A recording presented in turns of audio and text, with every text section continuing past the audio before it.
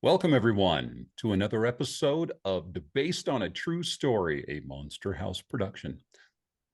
My name is Matthew Baxter. Hi, everyone. I'm Karen Stolzno.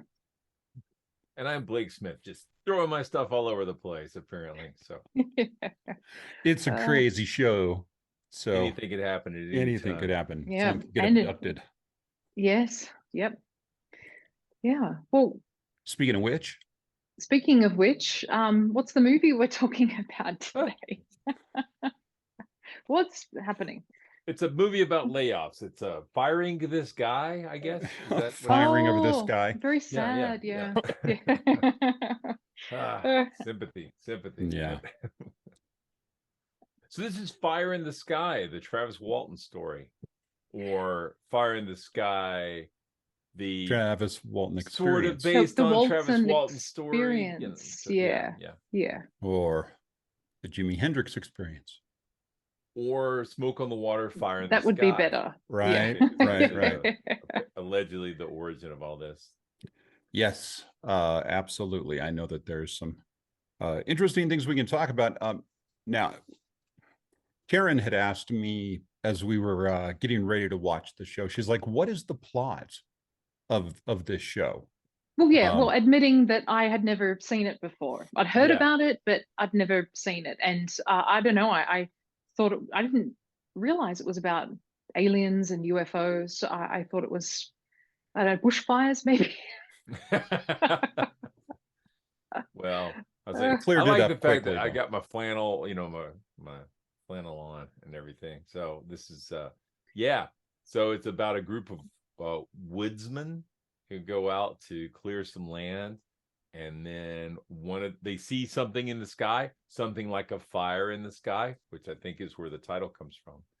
Maybe. It's not the same. That's not the same plot I gave Karen. Oh. Well, yeah. I mean, he basically talked about the whole anal probes thing and the alien encounter. I didn't talk about any of that. I just had one phrase for you. Okay. Is deliverance with aliens. Oh, okay. Yeah. No, well, that's what I said. So anyway, you're like confusing things now. Whee! Okay, yeah, exactly. No, I thought you were kind of going to explain what you said and then let me say it, but it doesn't matter now. Well, no, it's I'm having some false memories because I could have sworn that that's just what I said. It's deliverance with aliens. No, you explained it to me, and I said, "Oh, so it's like deliverance with aliens," because I know you haven't watched Deliverance and you don't want to. But I understand the squeal like a pig thing. I just don't want to watch Deliverance. No, Deliverance is a beautiful movie. It's just a movie about men bonding in the woods. What are you talking about? So yeah, lovely. Yeah, but I do. I mean, well, there aren't direct parallels, and Blake has gone, so we're off to a great. And he's back. Bang with this. So what happened when you were gone? I don't know. I just lost some time. If there's a discrepancy in your stories, though, you can settle it all with a completely reliable lie detector test. Exactly. Yeah. Oh, they're going to say that, false memories implanted by a therapist. That's right. There's that as well. Yeah.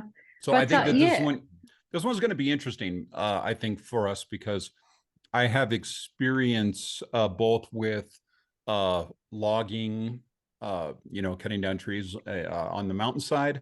I've experienced with chainsaws and stuff like that. I've experienced with aliens. I've experienced with dodgy hypnotherapists. So I have experience with crappy trucks. Mine's in the shop right now. So yeah, I had the 2-door version of the truck they had in the movie. So okay, and I have no link whatsoever to the film. Congratulations, you win tonight. Watching it until we found out that they were in Snowflake, Arizona, I thought this was set in the deep south. I just thought they were a bunch of kind of rednecks in the south. I didn't realize that it was in Arizona. That was surprising, but I guess it was set in the 70s, and it was very convincing that it was set in the 70s, even though the movie itself was in the 90s. It really did go back to that time. The clothing and The Jim Garner, all this. Yes. Yes. The hats. Absolutely. Yep. I agree. It definitely felt like it, except for the fact that they're up in the mountains and I didn't see a gun rack in that I didn't truck. see a gun rack, and their glasses were mighty fancy for woodsmen. Mm-hmm. Mighty fancy. A lot of wire rims and round lenses. That was big old plastic black birth control glasses. Birth control glasses, as they say in the military. That's exactly right. Now you're making me think of the alien abduction scene too, where they were kind of floating around in the pod. Yeah. Oh, lots of glasses, lots of reading glasses in this film. There were. Motif. There were. So it's interesting because, like, you asked about the plot, and there's not much to the story. You know, Travis disappears for like 5 days. Everybody's accusing his crew of possibly having murdered him. I'm going to use that for the splash screen for the video. There's not much to the story. That's going to be it's going to be a running theme for this one. The end. So.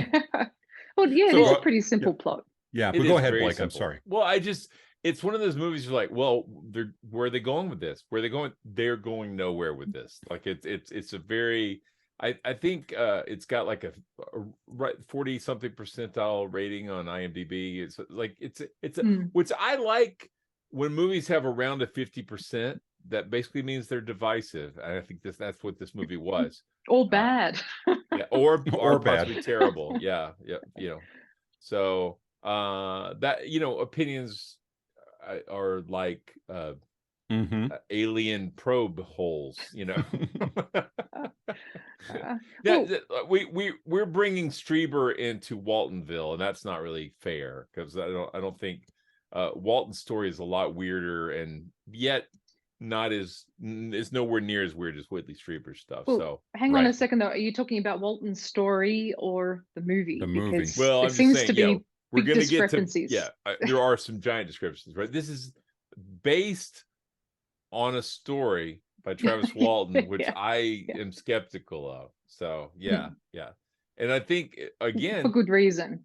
You get a lot of people. Travis is stuck to his guns this whole time, and for many people, having a honest looking person look you right in the eye and tell you the same story for most of his life is the same thing as it being true. And for others, or clinical, or again, for others, they have different what do you call it, the standards of evidence, I think is the word. So well, it'll be interesting to discuss that because I mean, you're right, it does seem like he's stuck to his story, but I think he's embellished it and come up with a lot of theories over the years, and you as just he wonder. Says, he has had 45 years to think about this. So right. There have been some changes. But anyway, let's get into the movie a little bit, because the movie on its own, for the most part, I did enjoy.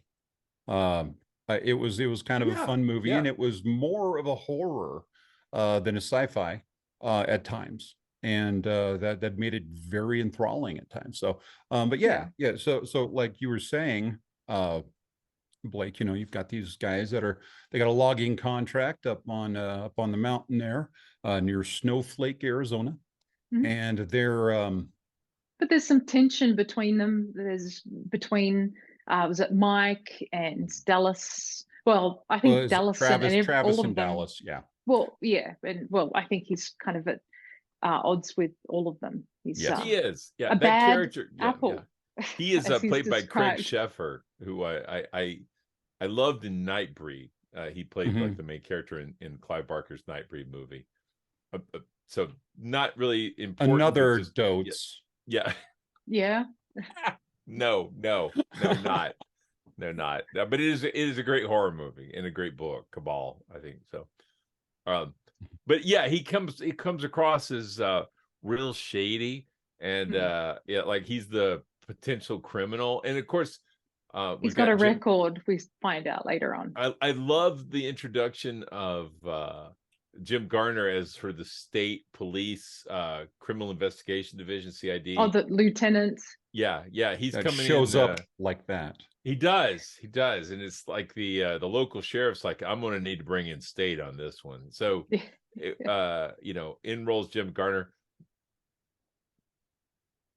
That's not going to go anywhere, but it's fun to see Jim Garner. I love him. I love his work. Well, So yeah, he comes in and immediately thinks, well, this is a murder. they done The murdered this dude. They done guy's murdered. missing. What else can it possibly be? And Exactly. I was a little confused at the start where the guys turn up to the pub and they kind of have that pact that, oh, we're going to stick to the story. And Yeah. I mean, they don't deviate from it anyway.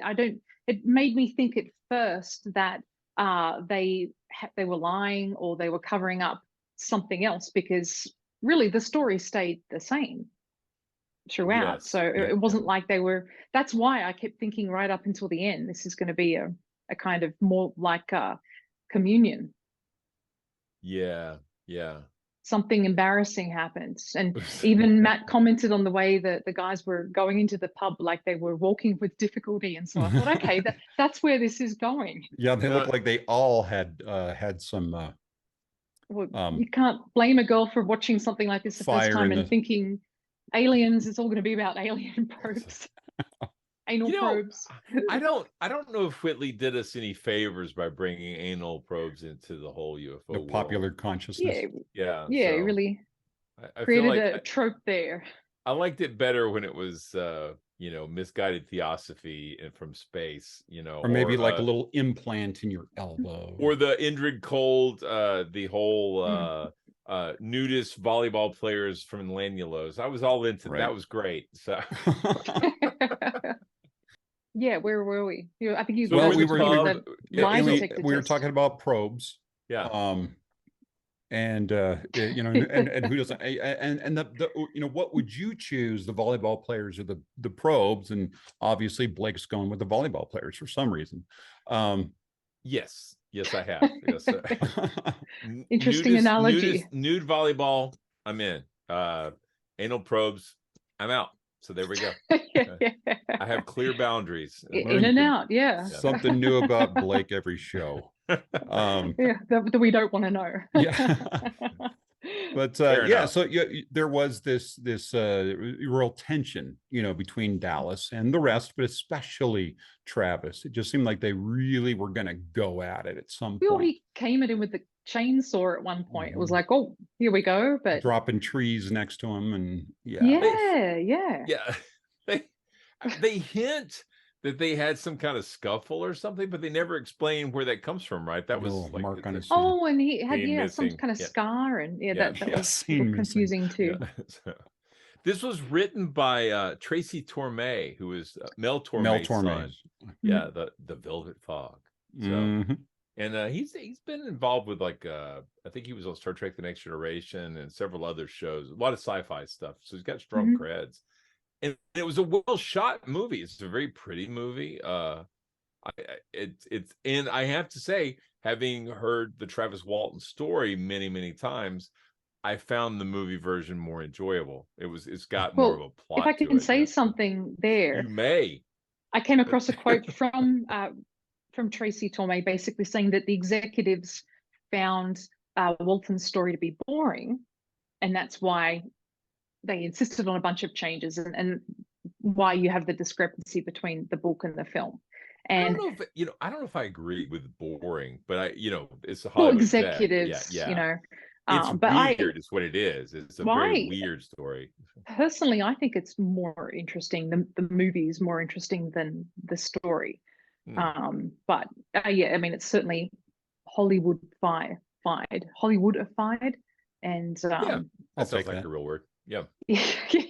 Word-ish. Hey, you're a linguist. You can make up words. Yeah, well, as long as you guys use it later, then maybe it'll turn into a thing. Hollywoodified. I Hollywoodified. But yeah, I did enjoy the film. I thought it was fun and interesting, and I didn't know quite where it was going. I really felt unsettled. Neither did the throughout writers. The whole thing. They didn't. Yeah. Neither did Travis. So. No, also true.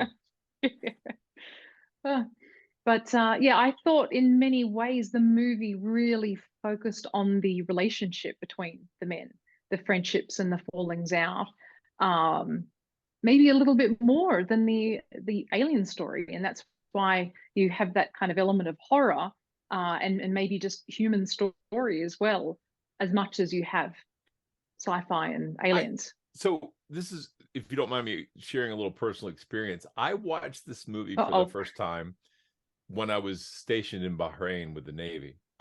And so I'm watching these sort of, like, there was a huge business of bootleg video at the time. You could go all over the place and find videos everywhere. But even the bootlegs were censored by the government. So a lot of movies that I saw at the time, like I watched Communion and I watched The Crying Game, they were heavily edited. So when I came back to the States and saw the real version, I was like, oh, this is way different than I remember it.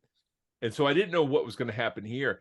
And it turns out that when I watched this movie again for the first time in 30 years or whatever, I didn't remember anything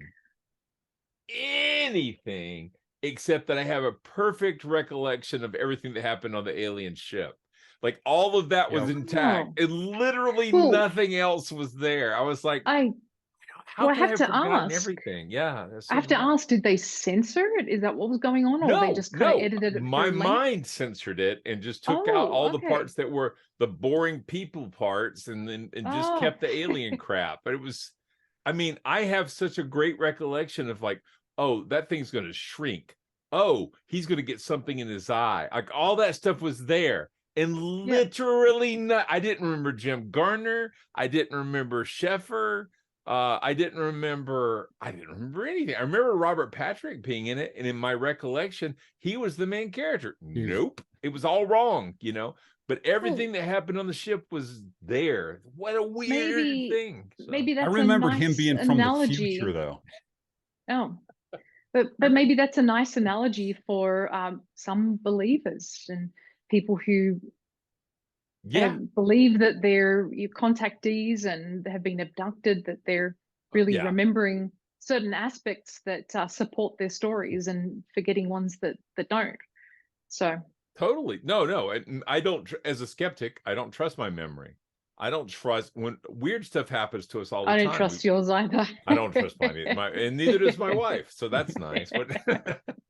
But no, but seriously, memory is very, very fallible. It's reconstructed all the time. We've talked about that many times on our podcast. That's why the guys had a lie detector test, because that's real, right? No, but.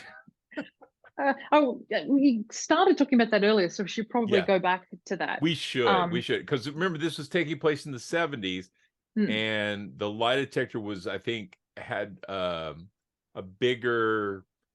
I think people had more faith in it at the time, but eventually that would become undermined. So, wow, it was like magic. It was like a magic trick. Yeah, I couldn't take my eyes off it. Oh no, I spotted one of the grays. Says one of the balls. Anyway. So yeah, I mean, lie detector tests, I really don't know too much about them, to be honest, other than that the party line with skeptics is that they don't work. I mean, I tend to think of things like Scientology and the E-meters, and that it's not that they don't work. I mean, they work in a way that is different to the claims. So it's not that they can tell if someone's lying or telling the truth, but more that it can read body responses and detect if someone is stressed or reacting to a question, and then that is, I guess, interpreted. So there's that kind of subjective element to it. Well, so it is polygraph. So it's actually multiple graphs, and it's taking account to your heart rate, your breathing, all kinds of other things, and graphing them at the same time. And I guess the idea is, if you're lying, you're going to be nervous and you're going to have a physiological response to the lie, which makes complete sense. Unless, for example, let's say you're a sociopath, so you don't actually have an emotional response to your lies. It's just something you do. Well, that's useless, right? So Well, It you've got was similar things like the wizards at the what airports who can tell if people are lying or if people are trying to smuggle Sure something they through, can. and Sure they well, can. Yeah. yeah, but that if people can be nervous for all different kinds of reasons. They You know, can. not Like being asked if they're lying. just that Just they're that alone is enough to like make a lot of people nervous, you know. Am I yeah. lying? Wait, maybe I am. I don't know.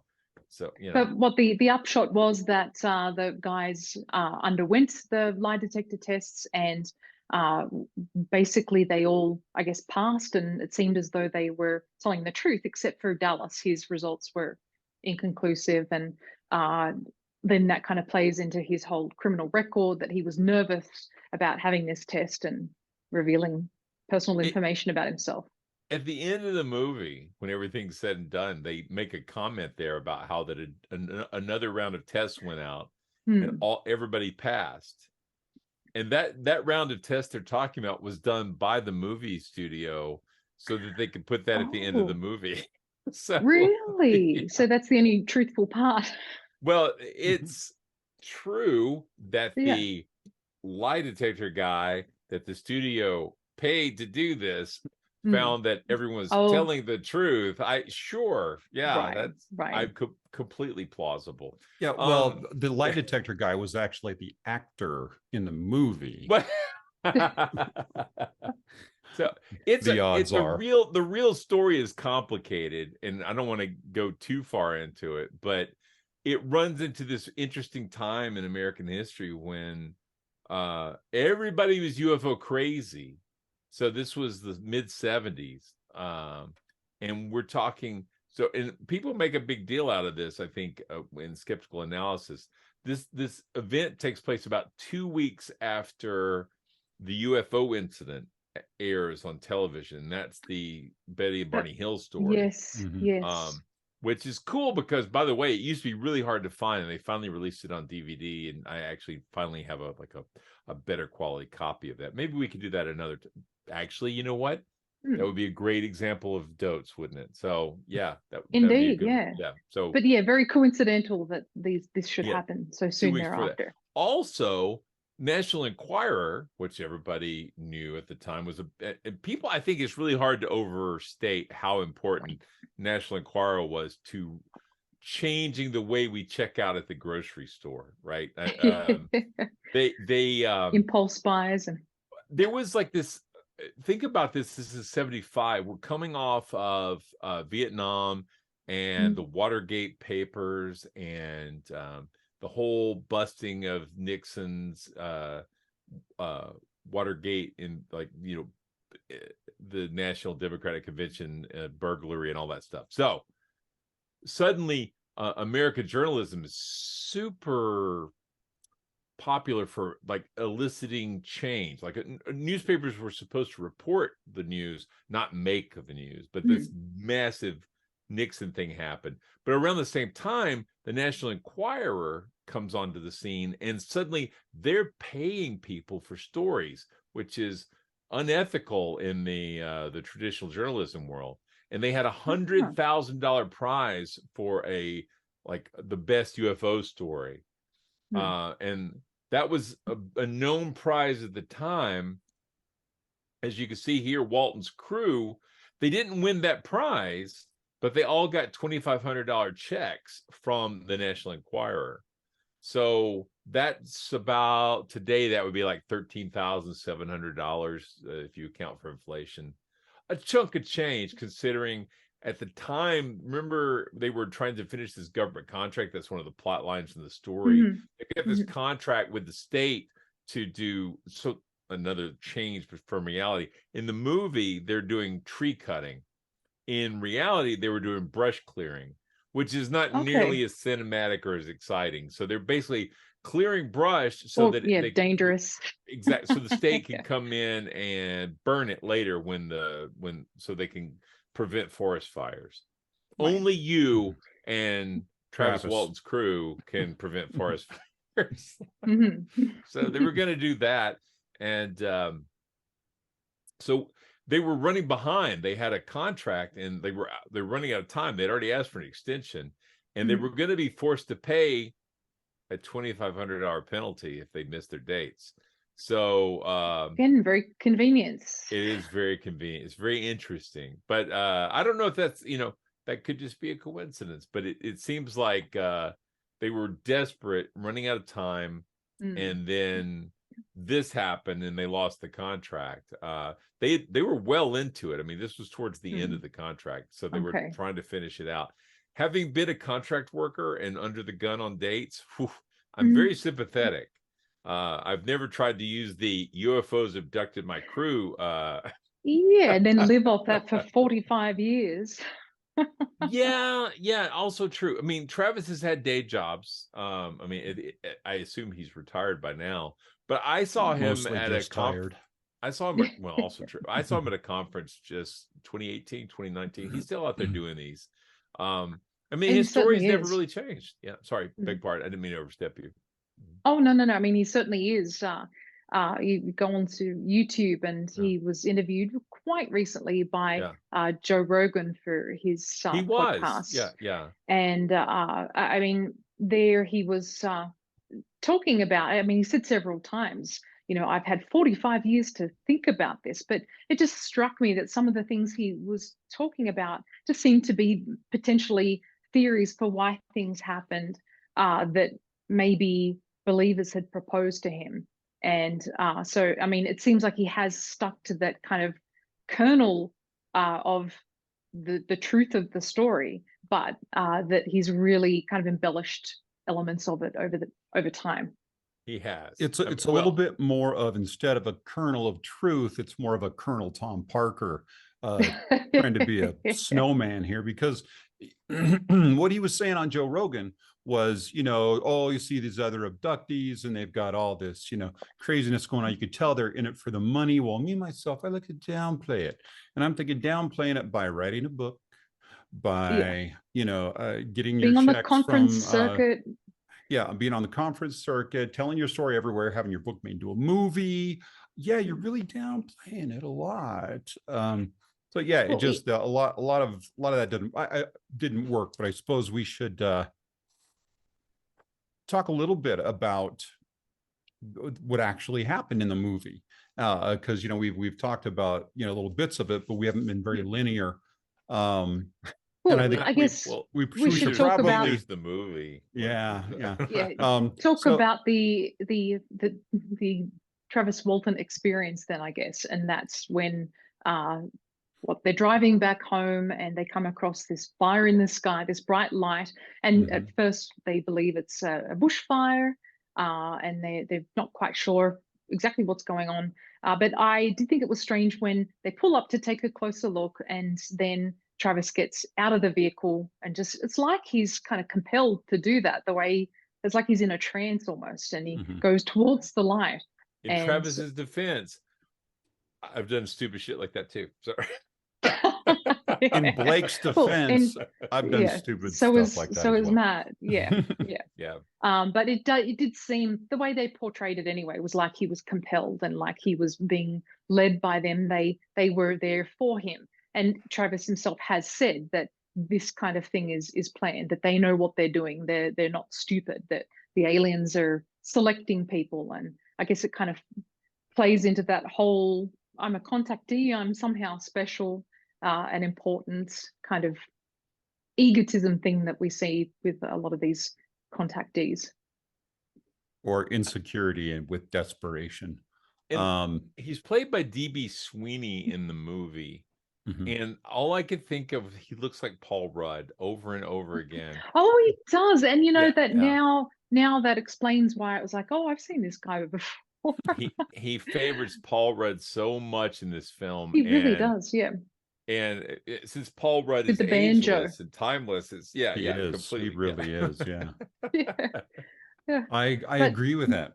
But so he jumps out and he's looking at the thing. He claims that in real life that he tried to hide behind this log that was closer to the craft, and somehow there was an energy just discharge. It wasn't the alien's fault at all.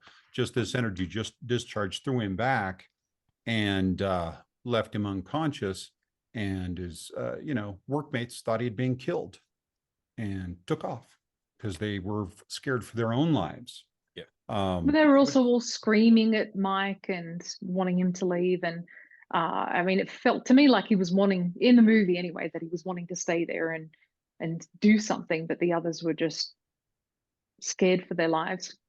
Yeah, I mean, this was played by Robert Patrick. Mike's character is played by Robert Patrick, who most people probably know from Terminator 2, or perhaps is the crazy racist father from the Peacemaker series. Yeah. So that's like this. I mean, that's basically the same redneck character again, only this time more violent. So yeah, that was interesting. Yep. Well, and he was also the father in Balls of Fury.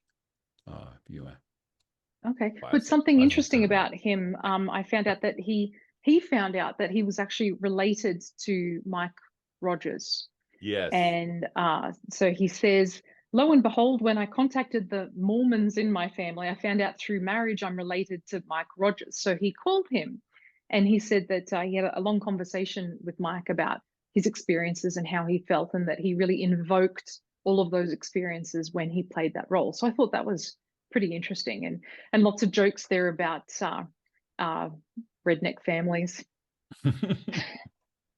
Says guy, we're all related to Mike Rogers.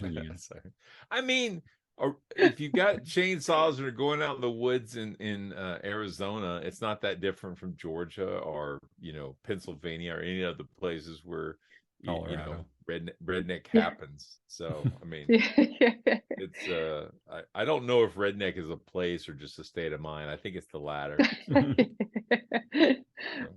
So they take off, and how long is it then, do you think, before because Mike drives off and then I guess feels guilty that he wants to turn around and go back. I don't know if that was his intention all along. I left something behind. No, not my friend, my manhood. I have to go back and get that. So I don't know how long of a time that was, but it was right. I don't either. I get the impression it was 10 or 15 minutes of night driving down the mountain, and that kind of fits in with the sort of the skeptical deconstruction that people have done. They didn't normally stay after dark, but it's November, so sun's setting pretty early. So some people, I'm going to say Philip Klass and a few others, notable researchers, think that this was staged, that it wasn't actually like everybody's in on the hoax, but that maybe 2 or 3 of them were in on the hoax and everybody else was just an additional victim of the hoax. So that would account for why everyone's story stayed the same, because they're not all hiding a lie. They're talking about their subjective experience of having been tricked. No, I was just going to say, Matt and I watched a YouTube video, and I can't remember the name of it. He was talking about the story and what his theory was as to what happened. But he said some interesting things when he was talking about Travis's family. And so in the movie, you have Travis disappears, but it's not until morning that they go send out a search party. It was just too late for them that night. And I thought that was kind of a little strange and suspicious that they wouldn't immediately send people out. But maybe it's not like there was a blizzard did in the 70s. Yeah, maybe that's just the way they did things. But it was just interesting to hear from this psychologist who'd done a lot of in-depth research into the story. And he said that there was just some very strange comments from members of Travis's family. When they did the initial, I think it was when they did the initial search, that they were saying things like that his mother said, "Oh, there's no point in continuing the search. He's not on this planet now, or he's not on this earth any longer," and that he had other relatives just really giving up on him and just saying, "Oh, it's just too late. Let's not bother to look for him anymore," which of course relatives by and large would not do. They would be going to the ends of the earth, moving mountains or white mountains in this case, to try and find their loved ones. So that to me was kind of suspicious and seemed like maybe family members were in on it. And that's why they weren't frantic with worry when Travis disappeared, and they knew he was coming back.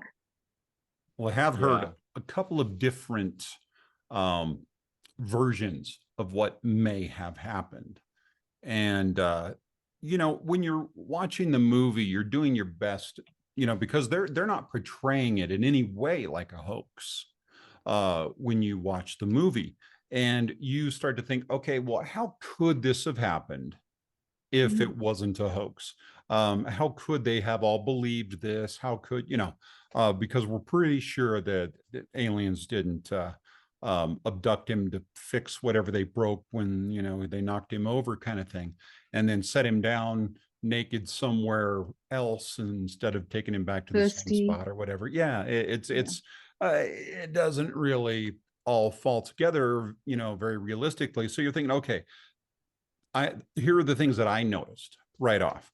You know, there's a bunch of military, you know, exercises that go on in that area. So often there are helicopters at night up there, and you know, I'm going to demonstrate again. There's often helicopters at night. Oh, movie I want to magic is say being there that ruined here. Blade asked me beforehand, why does Dad need my helicopter for your show? So now Well, all is explained. Now you know. Now you know. And the thing is you know, through the trees and stuff with the lights shining down, it can really, this is not working. It really can look like there's something strange going on there. And we'll stick a pin in that because I've got a little follow up on that in a little bit. But so if you've got everybody, and I've seen this happen before, and I think we all have, if you've got one person kind of going, it's a space alien, it's a UFO, it's this and that, and he's really loud about it, pretty soon you're all going, oh yeah, I see it too, and it creates a little bit of a you know, panic collective delusion and collective delusion, and so that's not that strange of a thing to happen. So if he went out there and he's trying to look up this thing and the spotlight from the helicopter shined him right in the eyes, he could have tripped over backwards over a little branch or a twig or something, who knows, knocked his head. They all freak out. Science. Thank you. They all freak out and drive off, you know, and then by the time he comes back to look for him, he either isn't looking in the same spot, or Travis wakes up and maybe even has a touch of amnesia and he's walking around, doesn't know where he is. That's kind of implied too, that when he is found at that gas station, that he seemed to have some kind of amnesia. I mean, he couldn't talk. He seemed like he was in shock as well, some PTSD. Right, absolutely. So he's now got missing time, you know, in his head, and he's like having kind of weird flashes. And of course, it is a time where he just watched that thing on Betty and Barney Hill and all this other kind of stuff. So who knows what kind of stuff is going through his mind. But I noticed that he didn't have a flashback about actual aliens until those kids held up the newspaper headlines that he had been abducted by aliens. It was after that he started having memories of aliens. Isn't that how false memories work, especially when you have a gap in time? And he was adored for it as well. I mean, these kids wanted his autograph. His autograph. They were, everyone was really excited about it. So, and the biggest backflash or flashback happens when he's under a table and syrup pours into his mouth. So I think maybe some of these recollections are surreptitious. You know, that scene, when I saw it when I was younger, really creeped me out. You know, just because the look of terror on his face. Yeah, it was terrorlicious. Well, do you want to know what the director of the movie thinks about it, or what his theory is? Yeah. So Robert Lieberman, he suspected that Travis Walton's account was a hoax. So what he said was, my gut feeling had it that Travis was so much smarter than those other guys that it started out as a gag. They probably laced their beer at the end of the day with a little acid or something, and then they put on a show for these guys and they believed it. So there's an alternative theory. Well, and then why does everybody go for the drugs and alcohol every time? Well, it was like, Matt came up with that too. It was like, well, what if Travis was wandering the bush for 5 days and ate some magic mushrooms or something? And it's a theory. we just don't know what he went through on top of, dehydration and everything Well, else. what do you think happened to him? Do you think that maybe if this was a hoax, that he stayed with family for that period of time, or Well, there's another sort of I don't want to say theory, because this person has come out nameless and is like trying to blow the whistle on the whole thing, that this was something that happened because Travis never showed up to work. He was on a bender. He often would get drunk and high and just not show up to work, and he would be gone for days, crashed out at one of his friends' houses. And that when they came into the bar that night and everyone's like, "Oh, where's Travis?" And they were like, "Oh yeah, he got abducted by aliens," as a joke. And everybody was like, "Oh, really?" And they just kind of stuck with it as a joke. And then after a while, it was like, "Oh wait, this is worth something." But it's hard to say if that's true either. But again, we've got drugs and alcohol in that scenario as well. And I think often when there's aliens involved, there's going to be drugs and alcohol involved as well. But so it is hard to say exactly what could have happened. But watching Travis being interviewed by Joe Rogan. Now, Joe Rogan, I think, asks some really good questions, but he does it from the position of being an ally. So while he was asking good, hard-hitting questions, it was like, Travis, you've got these people that go out and claim that they've been abducted by aliens, and then they just kind of ride that the rest of their lives and get all this money. What do present company excluded? Yeah, that's not what you did. What do and it's so is that kind of crap. But the thing is if you watch Travis in that interview, he's nervous. He's like not answering questions.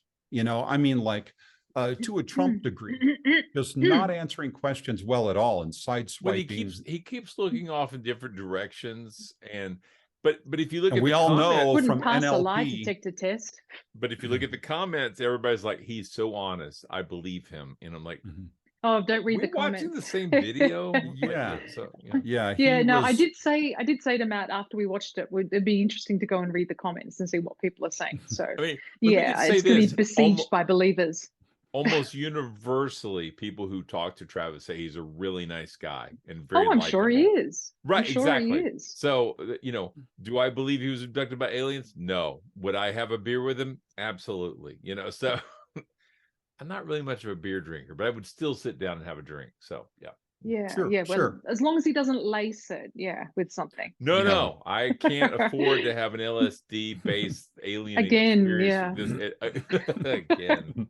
Nice. So what about in the movie the abduction scene or the flashback that he has? I mean, I do think that's the most poignant part of the film, so much so that, Blake, that's all you remembered. Yeah, it's all I remembered, and it seems to be universally agreed. It's very scary. It's one of the most scary abduction things ever shown on. It's certainly better than the $2 aliens in the Communion movie. I was impressed by the FX, by the sort of peril.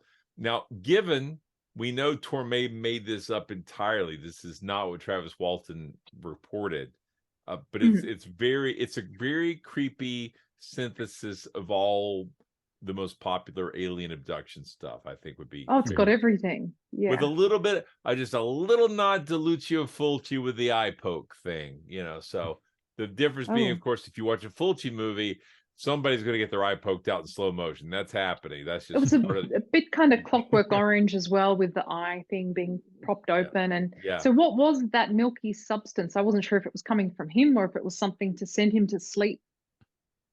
I don't want to guess. We're just going to leave it as a white milky substance. Alien it's seeming to be something. I don't know what it is, though. We're hoping for a hybrid. But the thing that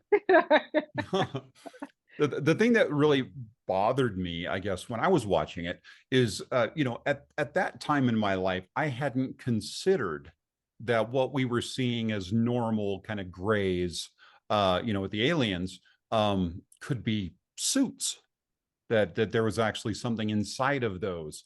And so that was pretty creepy, getting, you know, he's looking inside of the suit, and then says, you see what these things look like. Space suits. Yeah. Yeah. And Although I have to say, Strieber does say the same thing, that maybe they're constructs or suits or something, you know. So. right, right. But then you've got this whole thing with, you know, suddenly they're tearing off his clothes like he's a, you know, stripper with Velcro pants or whatever, and they're just tearing off all his clothes, and He's the fifth Beatle. And then they strap him down with that Everyone's saran the wrap. Beetle. So they strap him down with the saran wrap, and then that main alien, who also appears to be nude, gets up there kind of between his legs, and I'm thinking, oh God, here it comes. You know, here comes the deliverance aspect. The deliverance part, yeah. Yeah, but it never goes there. It just kind of implied in a sense, really. A little bit. I mean, you know, because they'd covered him up, so you couldn't tell exactly what was going on underneath. Should we talk about what Walton actually says he thinks happened? Because it's pretty radically different from this horrifying. Well, I do want you guys, because you're more familiar with the story than me, to compare the movie version, which we know is made up, to Travis's version, which is probably made up too. Well, he heard like a brass section of a band go dun, dun, dun, and he jumped up. Well, of course he did. Jumped up and starts swinging, and you know, with his muscles rippling, and then he reaches back and grabs this this thing that was like, it terrified them because it was like a glass thing that, like a beaker that was gonna, you know, he brandished it at them, and Solarmanite. Yeah, this was on the ship. Yes, this was on the ship, and so yeah, he totally, you know, I don't know. That's interesting that they have the same technology as us. He goes, he leaves that room, and he finds a human wearing like a motorcycle, a fishbowl. Yeah, some kind of glass helmet. like a Dr. Atlantis. Dr. Atlantis, yeah. Totally. And they lead him off the ship, and it's in a hangar with other ships. And he goes, if I remember correctly, he goes to a room where he meets other humans. Nobody will talk to him. So nobody will tell him anything. Then well, we don't know. Other abductees or collaborators that are just kind of like servants now or something. Yeah. And so then they put him on another table, and he ends up. What did they call Ghislaine Maxwell? I don't remember. Lots of things. Yes, lots of things. But her role was kind of a groomer. Groomer, yeah. Oh, Ghislaine. Okay, yeah. She's a groomer. Yeah. So. Oh, okay. So you're saying that these were. Well, yeah, there's alien groomers. Human, maybe so. Yeah, they're not talking. Well, you know, the psychologist that we watched the video last night was interesting because he was like, he thought it was very weird that suddenly there would be this human here, you know, when he's all freaked out by all the aliens. It's like, human. You know, bring in the human.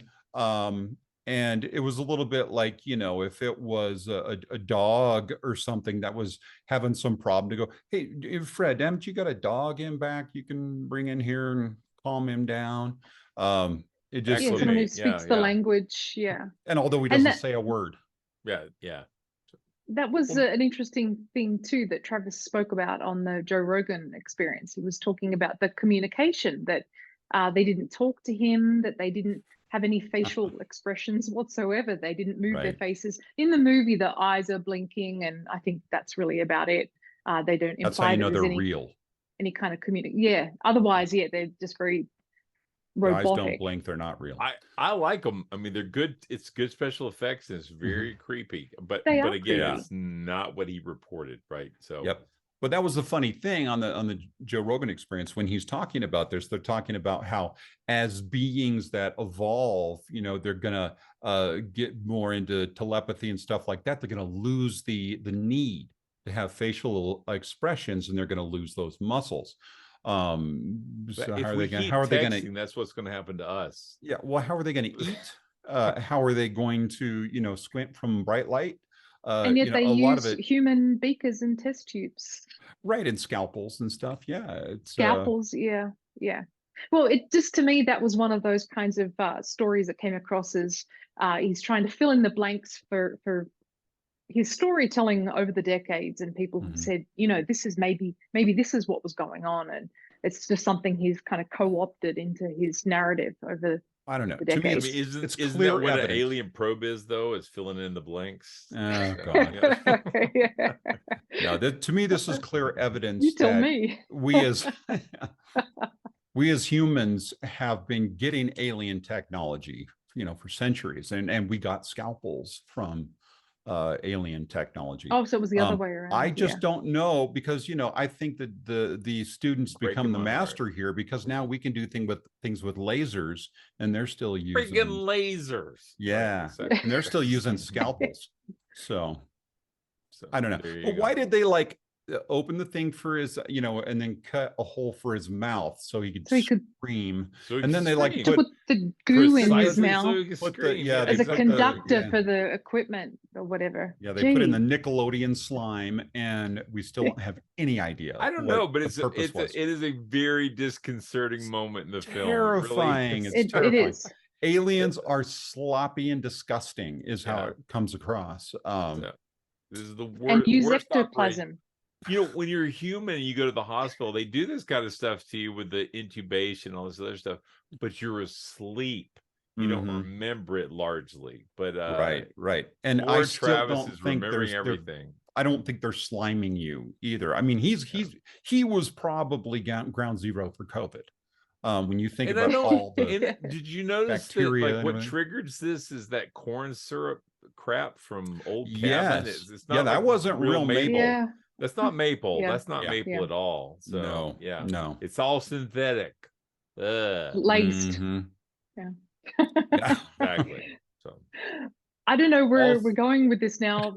Is there anything about that lumberjacks did and they. syrup and pancakes? I feel is where we're headed. So well, it turns out he's okay. Yeah. Good. Worked all.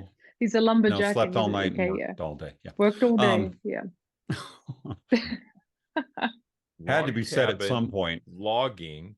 Yeah, there's something there.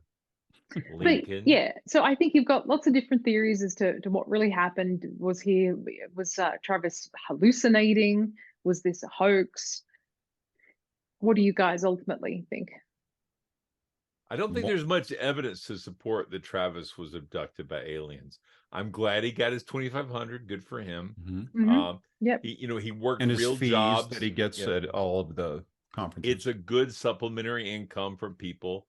I mean, my gut feeling is that no, it's not real. I don't think there's. I mean, the hurdle to go from no aliens are visiting us to yes, aliens are definitely visiting us is a giant hurdle.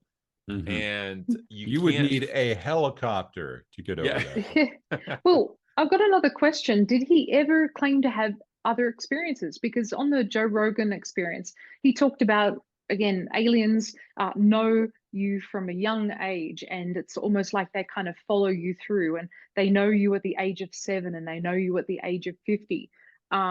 So does he make claims that they came back for him? And you've got that whole theme with communion that they do come back for because him that's as straight well. out of Strieber. Yeah. And Strieber also, as we've talked about, also it's all tied into the dead, like the spirits, and like it's again and again, ufology is not about, I mean, really, I mean, you might think it is, but it's not about spaceships and aliens. It's really about a cosmic perspective and a religious perspective and a spiritual perspective. And that's it is a religious thing, even if the people aren't going to church about it. That's what's really going on. I think Walton, something in the sky. Ask something of you, Blake. Sure. Can you never say straight out of Strieber ever again? straight out of Strieber. It's like that was not not the way to start. I had a visual with that. It wasn't any good. It's just like Compton, but it's Strieber. So. Right. It's like Compton with a little more anal probe. He was busting a flow. So, I know we should not make fun of Whitley Strieber's anal rape by aliens. We should not. No, because in fact, there should have been a trigger warning even with that statement. Exactly. But another thing that I want to cheeky. I want to go back to this, hoax or misunderstanding question. Supposedly, another big thing that would happen because of the helicopters that would fly around there. People that would go out and go hunting would see these helicopters like all the time. Yeah, they would see these helicopters all the time. That's what I heard. Yeah, and think they were UFOs. And Travis and his friends would laugh their asses off about it. And so I think it was ripe for the taking. It was really an opportunity that it was easy to jump on. So whether it's him having a bender or whether it's something he planned to hoax his friends or whether they all did it so they could get a check, that does make a lot more sense. Any of those makes a lot more sense than the aliens actually. You have reminded me again of another point from the psychologist video on YouTube where he was talking about how apparently Travis was obsessed with UFOs and aliens and spacecraft and just the whole culture of that since he was a kid. So it seems like a lot of people who have this fascination kind of set themselves up for an experience, and that really just kind of becomes an avalanche over time, and he's just kind of stuck with that. But it really just does play out to the whole idea of these people seeing themselves as somehow special, and even Joe Rogan was talking about that, but not directly towards Travis. Not you, Travis. Yeah, I mean, that seemed a little implied. Yeah, rightly so. It does. I mean, when you have an unusual experience like this, or you construct one, either way, it does tend to make you stick out in a crowd. I mean, you've got an interesting story, and what's the incentive to come clean if you make it up? Same thing with ghost stories as well, with ghost lore and people having experiences, and they really do stick to those. Dufferin, he wasn't really telling a true story, but he didn't really back down from it. He kept saying it as though it was a true story. Oh yeah, apparently he was well known for retelling the story. Exactly. And I yes, and you can actually get a even deeper understanding of that story from Karen Stolzno's fantastic short story called "Room for One More." Check it out. Thank you. Well, me. On that note, is there anything else that we want to talk about regarding the movie or the claims, or because I think we've really covered it. One thing, I don't know if we don't normally do this, but did you guys enjoy the movie? Yeah, I like this one better than the last one, which I can't remember what it was, but I remember not liking it. It was the Possession last. That's it. Yeah. I don't know why you can't remember that. This one was a little more fun, So well, and I did enjoy it. This was my first time watching the film, and I did enjoy, even though Blake just kind of skipped past all the human elements. I did enjoy those. That aspect. It was really telling a story and really seeing the human side behind all of this, and I think gave us lots of potential theories for what was really happening there. And then certainly the alien abduction scene was frightening and played into my nightmares that night after watching it. And I think definitely a classic in that sense.